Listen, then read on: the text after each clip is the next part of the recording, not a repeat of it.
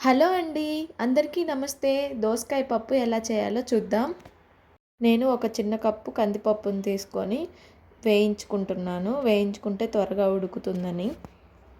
వేయించుకున్నాక వాటిని శుభ్రంగా కడిగి అందులో తగినంత పసుపు వేసుకొని ఒక 4, 5 విజిల్స్ వచ్చేంత వరకు గ్యాస్ మీద పెట్టి ఉడికించుకోవాలి.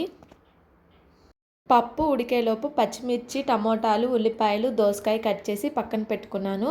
అన్నీ ఒకేసారి వేసి కూడా కుక్కర్‌లో పప్పు చేసుకోవచ్చు. కానీ దోసకాయ మొత్తం ఉడికిపోతే అంత టేస్ట్ బాగోదు. అందుకని నేను ఇలా చేసుకుంటున్నాను. ఉడికించిన పప్పులో దోసకాయ, పచ్చిమిరపకాయలు, టమోటాలు, ఉల్లిపాయలు వేసుకోవాలి. అందులోనే కొంచెం కారం, కొంచెం చింతపండు వేసుకోవాలి. అందులోనే కొంచెం వాటర్ సరిపోకపోతే వాటర్ వేసుకొని మళ్ళీ కుక్కర్ మూత పెట్టేసి ఒక 2 విజిల్స్ వచ్చేంత వరకు కుక్ చేసుకోవాలి. పప్పు ఉడికాక తగినంత ఉప్పు వేసుకొని ఎనుపుకోవాలి పప్పు గుత్తితో. తర్వాత స్టవ్ ఆన్ చేసి ప్యాన్ పెట్టుకొని ఆయిల్ వేసుకొని ఆయిల్ హీట్ ఎక్కాక అందులో తాలింపు గింజలు, ఎండుమిర్చి, ఉల్లిపాయ, తెల్లగడ్డ దంచుకున్నది, కొత్తిమీర, కరివేపాకు వేసేసుకొని తాలింపు కాగాక మనం ఎనుపుకున్న పప్పును అందులో వేసేసుకోవాలి.